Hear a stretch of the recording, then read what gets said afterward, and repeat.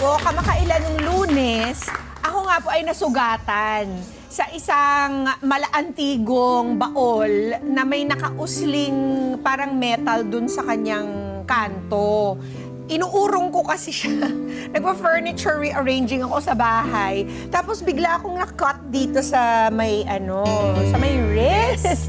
Naisip ko ngayon, every time medyo may kalumaan, 'di ba? Ang naiisip mo lagi pag ikaw ay nasugatan ay tetanus. So, inisip ko, kailangan ko ba paduguin? Kailangan ko lang ba i-soak ito at lagyan ng antibacterial ointment? Okay na ba yun? O, ayan mga katanungan na nais nating malaman sa ating eksperto na si Doc Noreen Florendo dito po sa Hello, Doc. Bati muna kayo. Good morning, Doc. Welcome back, Good morning Doc. po sa mga kada. Good morning po sa inyo lahat. Di ba sakto naman po yung timing? Unang-una po, can we talk about sa pinaka-basic na terms kung ano tong tetanus at bakit tinatawag din po itong lockjaw?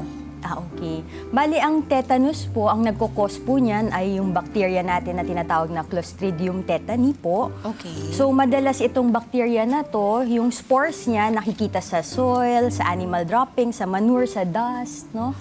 Tapos, Marami pa naman sa yes, opo. Yung sinasabi po na rust, hindi po, rust doesn't usually contain yung bacteria. But the dirt itself, na nandun dun sa rusty nail or yung makalawang na bagay, yun yung nagkukos. No? Kasi all this Yes. time, akala natin pag tetanus, yun yung The rust sa, causes yung kalawang itself. So, kunyari, nagkasugat po tayo, no? Nakatapak tayo ng pako, na-burn tayo, nakagat tayo ng animal, no? Ang nangyayari, may break sa skin barrier, pumapasok yung spore, nagiging active bacteria, nagproproduce ng tinatawag na neurotoxin na tetanospasmin. Yun yung nagbablock sa neurotransmitter natin na nagkukos ng lockjaw. So, yung lockjaw, yung muscle natin, naninigas yun sa part ng jaw natin. Isang part lang yun ng face ng So, after nun, pwede din yung parang yung rhesus sardonicus, yung parang nakangiti ka lagi na ganun, naninigas yung muscle ng face mo.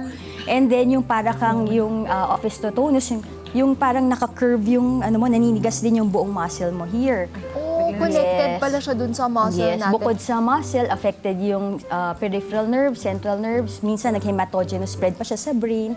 Depende sa severity natin. Sa sugat lang yun. Sa sugat Kahit lang ba, yun. meron ba siyang lalim ng sugat or babaw ng sugat? Oh, wala po. Kaya any wound po natin, wag pong baliwalain, no? Sa mga bata po natin, sa newborn, yun, kasama yan sa basic vaccination natin at 6 weeks, 10 weeks, 14 weeks, 12 to 16 months, may booster din, 4 to 6 years old, tsaka 12 years old.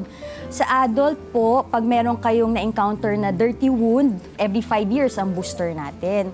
Pag clean wound, every 10 years. Pero hindi naman po natin masisiguradong clean po talaga yun. Kahit sabihin mo yung knife natin, Yun malinis na nga naman, eh. nahugasan ko, clean na po. Kasi technically po, yung spores po ng Clostridium tetani natin, very resistant siya to any cleaning natin, no? Cleaning agent? Cleaning agent, alcohol, and ang ginagawa po dyan para ma-clean talaga, lalo na yung mga gardening tools natin, pwede nating ibabad sa bleach ng mga 10 to 30 minutes or autoclave po natin ng 15 to 20 minutes. Wala naman pong autoclave lahat. So yung dry heat naman po, 160 degrees na mga 1 to 2 hours, so medyo matagal ang cleaning natin. So just to be sure, pag nagkasugat, magpa-inject po, no? So ang gagawin po pag nagkasugat, huhugasan, soap with water para lang mabawasan yung dust natin and yung soil particles. And then yung sa patuduguin, usually yan, ginagawang practice po yan kasi po sabi nila para hindi daw po mag-spread, no? Wala namang problem doon, pero basic po muna, soap with water, you can put povidone iodine, yung mga betadine natin. You clean the wound. After you clean the wound, para ma-lessen yung exposure dun sa spores, go to a doctor to get your tetanus shot. Hindi ka na mag-aantay na ibang sintomas, Doc? Yes, just to be sure. Sige, alis na. Bye, guys. Kahit ganyan lang kaliit, Doc? Kahit paper cut pa siya. Ganon? Yes, opo. Kahit paper cut po. Yes, opo. Ano po yung, okay, so we just get an idea, ano po yung course na fina-follow kapag ang isang tao, I mean, ano yung course na fina-follow nung disease? Nung bacteria. Oo. So, once nakatapak tayo, no, may incubation period pa yan, it would depend. It would 3 to 21 days, depende sa severity or sa dami na nakuha natin na bacteria. And then, meron yung prodromal phase natin, no, for about a few days na para ka nakaka-feel ng sweating, mabilis ang pagtibok. Tapos, minsan pa-contract na yung muscle natin. Tapos, yung acute phase, yung acute spasm phase natin, yun yung, nandun yung lockjaw natin. Lockjaw, yung How long trismus na before that? tinatawag, Can they- iba-iba eh. So sometimes days lang, mabilis lang. Oo. And then nagsispread na. Tapos yung severe natin, yun yung sa autonomic nervous system na natin, yung nahirapan ng huminga, nagfa-fluctuate na yung BP, na hospital na kailangan nang i-intubate, may breathing tube na. Pero may mga nangyayari, Doc, na pagka-apak or pagkasugat nila, wala pang 24 hours, ay pwedeng Depende sobrang nga sa lala. severity. Depende kasi, kung gano'ng ka-active, So gano'ng again, kadami. Doc, we get this from animal... Yes, animal manure, or Manure. yes, and then soil, no? Kasi ang ano po, usually, sometimes we are carriers, nagre-reside siya sa stomach natin, also animals, no? Nagpupupo sila, yung pupo yun, nandun yung spores, nagsispread sa soil, sa dirt, no? So, syempre, yung mga gamit natin na-expose doon, ganun po siya nagsispread. Ayun. Pero may lunas pa ba, Doc? Halimbawa, we start... Yes. For me, when we start to feel the symptoms that you were describing, may lunas pa ba? May pag-asa Kaya pa ba? pa ba ang pigilan? Opo, so mababawasan pag tayo, basic yung washing po natin, and then after nun, vaccine.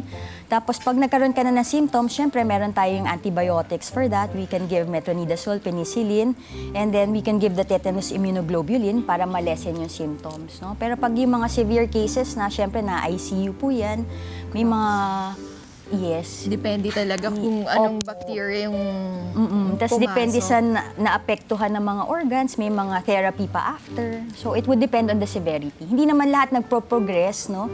Pero just to be sure, it is a severe but preventable disease.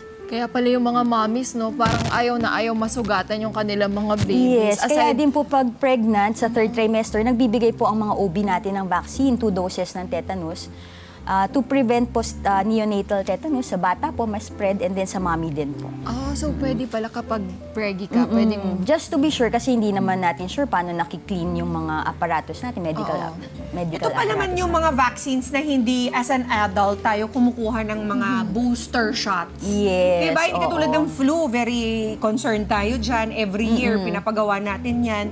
Pero tong tetanus, pero once graduate na tayo dun sa mga vaccines na kailangan natin as Wala na. children, nakakalimutan na, Doc, di ba? Yes, kasi ang lagi nilang sinasabi, pag galing nila sa mga health center, kompleto na kami ng vaccine. Oo. Pero yun nga po, meron po tayong mga booster at different age groups po natin. Ayun. Kaya, and also, Doc, let's get this clear. Just because your wound has already healed doesn't mean you don't have tetanus, right? Yes, exactly. Yung wound na hindi nag-heal, pwede yan dahil may ibang bacteria na infect, no? Pero hindi ibig sabihin wala kang tetanus. Yun po. Healed na ba? Alam ko na saan ka didiretso mamaya after work. I'm so scared now. Okay, ito pa. Meron pa tayong mga ibang kailangan Eto na. ipa-confirm or ipa-debunk kay Doc. Andito, Doc, ang fake or fact. Okay, sabi Pakihawa ka lang, na Doc, po. kung fake or fact, itong mga pinaniniwalaan natin, ang tetanus ay nakukuha lang sa kalawanging pako. Alam na natin ang sagot Opo. dyan. This is a Fake. Tama. Alam na rin natin yung... Yes, opo. Hindi lang sa rust lang, it doesn't live on rust alone, sa soil po, sa dirt. Yes, okay. Next. Ito yung 4. Kailangan magpa-tetanus shot kahit walang sugat. Pwede po. Pwede tayo magpa-tetanus shot kahit walang sugat. Saan naman po nakuha? Possibly. Pwede pong as booster shot po. Okay. Yung mga 11 to 12 years old natin, we can give yung vaccine na Tdap po na tinatawag. Oh, okay. And then sa adult right. po, yung tetanus toxoid, we can give that. You can opt for that para hindi ka na masyadong nag-worry kung makatapak ka or masugatan mo yung sarili mo.